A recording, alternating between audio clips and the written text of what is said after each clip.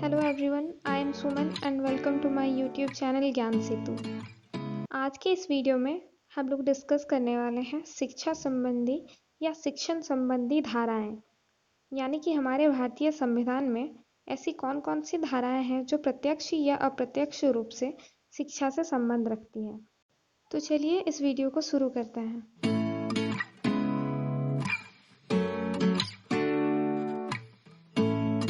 पहला है आर्टिकल 15(1).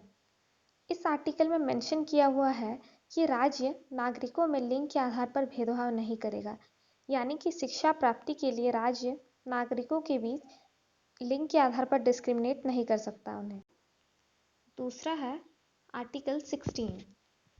ये आर्टिकल सार्वजनिक रोजगार के मामलों में समान अवसर के अधिकार की बात करता है। यानी कि रोजगार में समान अवसर सबको मिलना चाहिए, चाहे वो अलग अलग कास्ट के हों या अलग जेंडर के या अलग जगह के। अगला है आर्टिकल 21(a), शिक्षा का अधिकार। इसके अनुसार कहा गया है कि राज्य में 6 से 14 वर्ष की आयु वाले बच्चों के लिए निःशुल्क और अनिवार्य रूप से शिक्षा राज्य द्वारा उपलब्ध कराया जाए। शिक्षा का अधिकार हमारे मेन फंडामेंटल राइट्स में से एक है।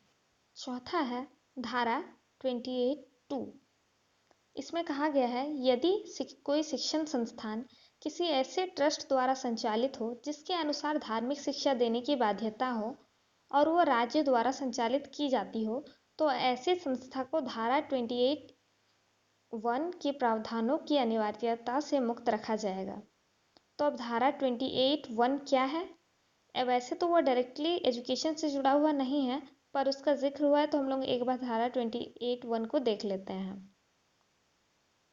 राजनीति द्वारा व्यवस्थित व संचालित किसी भी शैक्षिक संस्थान में कोई भी धार्मिक निर्देश नहीं दिया जाएगा। यानी कि इस आर्टिकल के अनुसार कोई भी एजुकेशनल इंस्टीट्यूट्स में धार्मिक निर्देश नहीं दिया जाएगा। लेकिन 28(2) में कहा गया है कि अगर किसी ऐसे ट्रस्ट से संचालित हो तो हम लोग 28(1) को वहाँ लागू नहीं कर सकते हैं। पांचवा है आर्टिकल 28(3), व्यक्ति की स्वीकृति के बिना जबरदस्ती धार्मिक शिक्षा देने पर पाबंदी। यानी कि किसी व्यक्ति के बिना मर्जी के कोई भी उसे धार्मिक शिक्षा नहीं दे सकता है।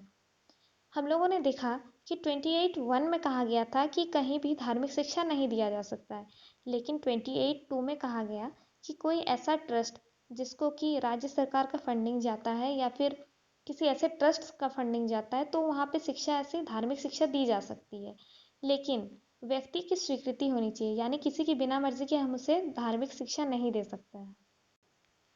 छठा है धारा 29(1). इसमें है भारत राज्य के किसी भी निवासियों को अपनी भाषा, विशेष लिपि तथा संस्कृति को बनाए रखने का आदेश होगा। यानी कि किसी भी व्यक्ति को उसकी संस्कृति, विशेष लिपि या उसकी जो भाषा है उसे वो बनाए रख सकता है, उसे कोई छोड़ने के लिए उसे मजबूर नहीं कर सकता।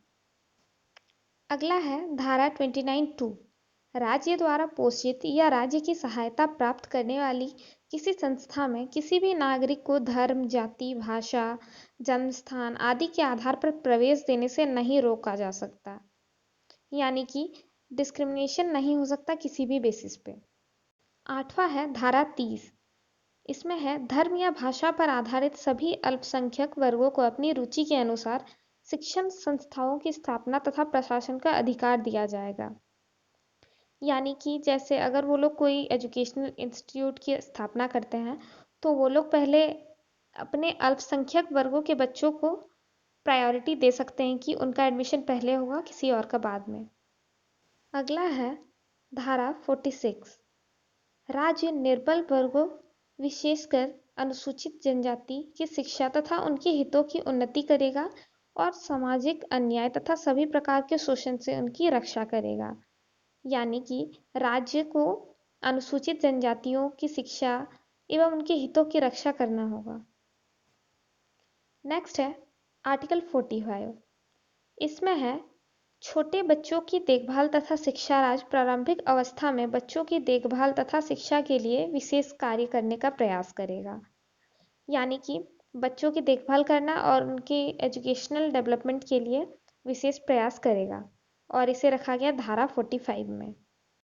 अगला है आर्टिकल 51A।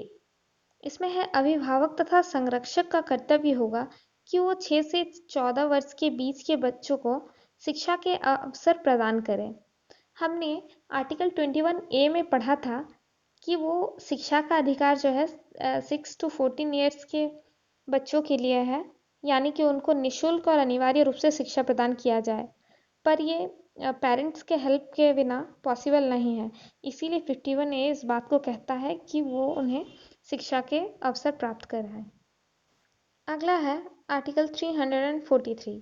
इसमें मेंशन किया गया है कि देवनागरी लिपि में हिंदी राज्य की राजभाषा होगी। नेक्स्ट है आर्टिकल 350A।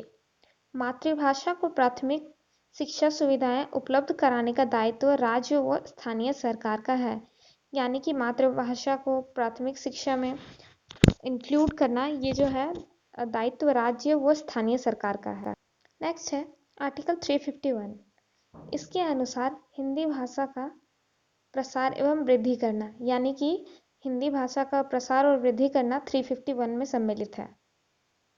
शिक्षा संबंधी अन्य अप्रत्यक्ष धाराएं भी हैं, जैसे 16, 28(1), 41 आदि, लेकिन ये सब का इन्वॉल्वमेंट इतना ज़्यादा नहीं है शिक्षा में, इसीलिए हमने उन्हें इस वीडियो में इंक्लूड नहीं किया है।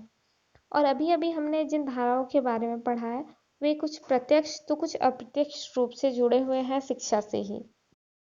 आज की वीडियो में बस इतना ही। अगर वीडियो अच्छा लगा तो लाइक कीजिए और इस वीडियो को शेयर ज़रूर कीजिए अपने दोस्तों के साथ, क्योंकि इसमें हम लोगों ने जो भी डिस्कस किया है वो एग्ज़ाम्स में, जैसे कि कंपटीशन एग्ज़ाम्स होते हैं उसमें भी आते हैं, उसमें बहुत पूछा जाता है ये सब कि किस धारा में किस बारे में बताया गया है, या जैसे कि बच्चों की देखभाल की धारा मीन्स बात किस धारा में की गई है, ऐसे टाइप सवाल बहुत पूछे जाते हैं।